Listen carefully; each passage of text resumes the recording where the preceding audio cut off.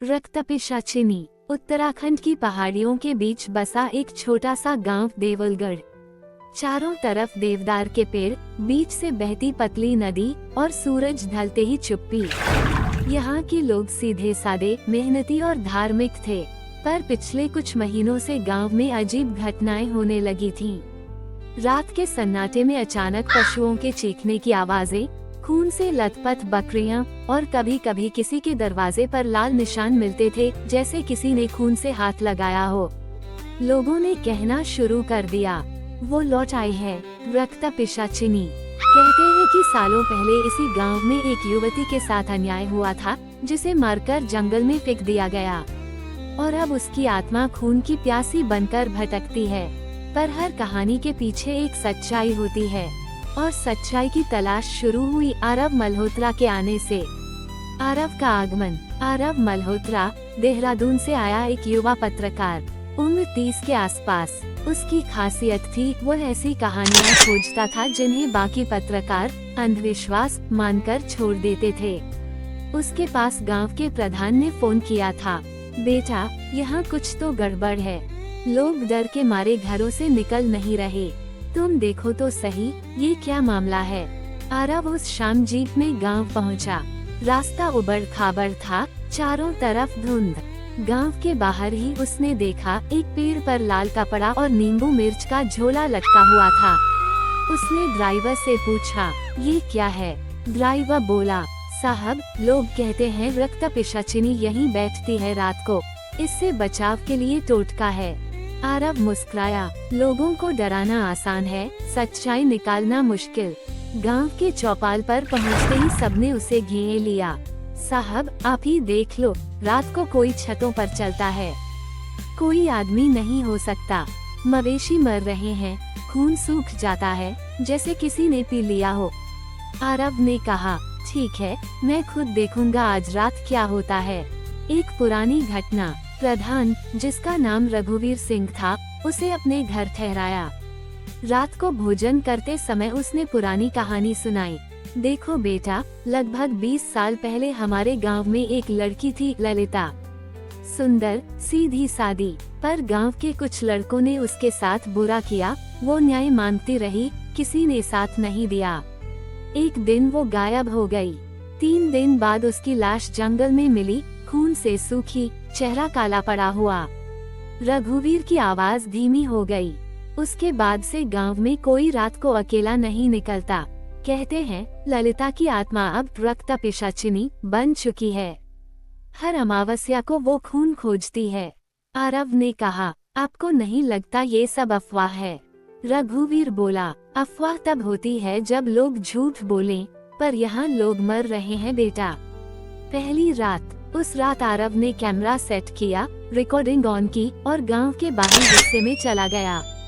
रात गहरी थी, आसमान पर बादल, हवा में अजीब ठंडक। घड़ी में 12 बजे अचानक किसी झोपड़ी के पास खरखराहट हुई। आरव ने टॉर्च की रोशनी डाली, कुछ नहीं। फिर देखा, जमीन पर खून की पतली लकीर जो खेतों की ओर जा रही थी। वो लकीर का पीछा करने लगा। हर कदम के साथ सन्नाटा बढ़ता गया, और फिर एक सफेद साया पेड़ के पीछे से गुजरा। आरव की सांस थम गई। कौन है वहाँ? उसने पुकारा। कोई जवाब नहीं, पर हवा में अगरबत्ती जैसी मीठी गंध थी, जो अचानक खून की बदबू में बदल गई। आरव के कैमरे की स्क्रीन झिलमिलाई।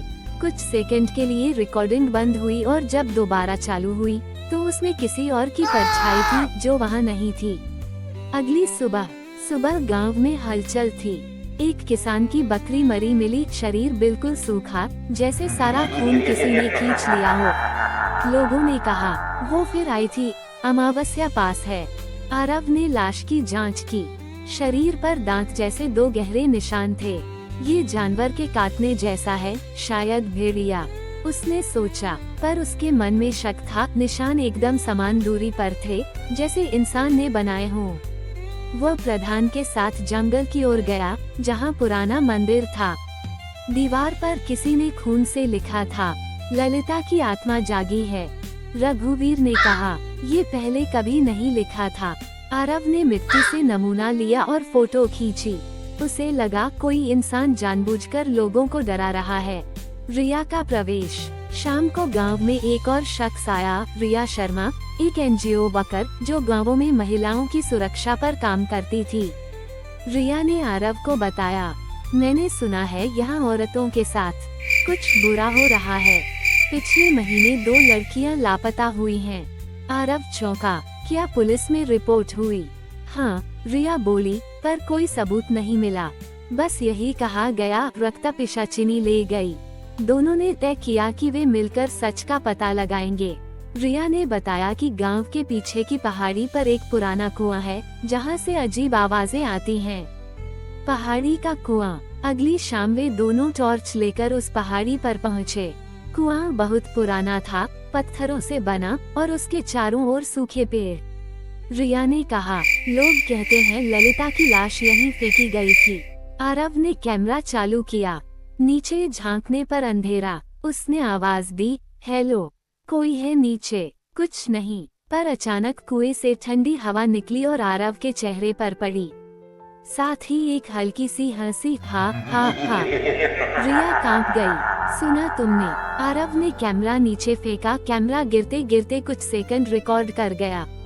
वीडियो में नीचे कुछ लाल चमकता दिखा, जैसे किसी की 2 आंखें हों।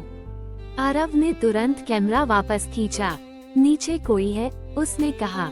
रिया बोली, या कुछ और। अमावस्या की रात। गांव में अंधेरा फैल चुका था, बिजली नहीं थी। प्रधान ने सबको घरों में रहने को कहा।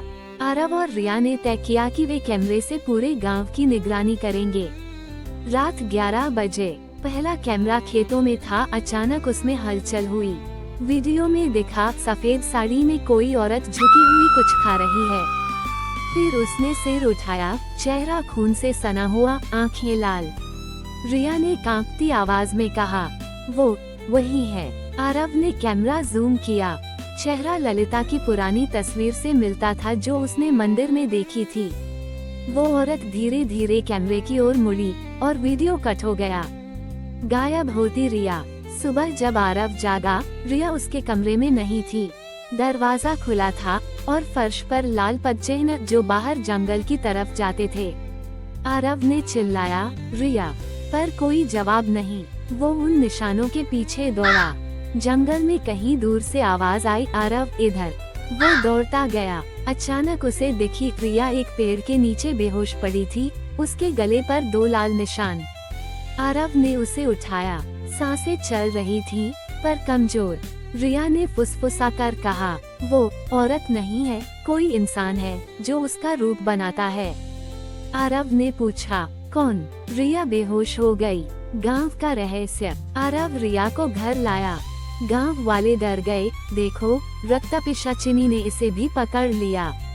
पर आरव अब समझ चुका था, ये सब किसी मानव द्वारा रचा गया जाल था। रात को उसने कैमरे की फुटेज फिर देखी, जिसमें सफेद साड़ी वाली औरत दिखी थी। वो चेहरा धीरे धीरे साफ हुआ और आरव दंग रह गया। वो चेहरा रिया का था। वो सन रह गया। रिया, पर वो तो मेरे साथ थी। उसी समय कमरे की खिड़की के बाहर एक परछाई गुजरी। धीरे धीरे वही मीठी खुशबू हवा में फैली और फिर खून की गंध। दरवाजा अपने आप खुला और दरवाजे पर रिया खड़ी थी, पर उसकी आंखें अब लाल थीं। वो मुस्कुराई। मैंने कहा था न आरव, वो औरत नहीं है। और अगले ही पल उसकी आवाज बदल गई, मैं ही वो हूँ। आरव पीछे हट गया, पर दरवाजा अपने आप बंद हो गया। अंधेरे में बस उसकी चीख सुनाई दी।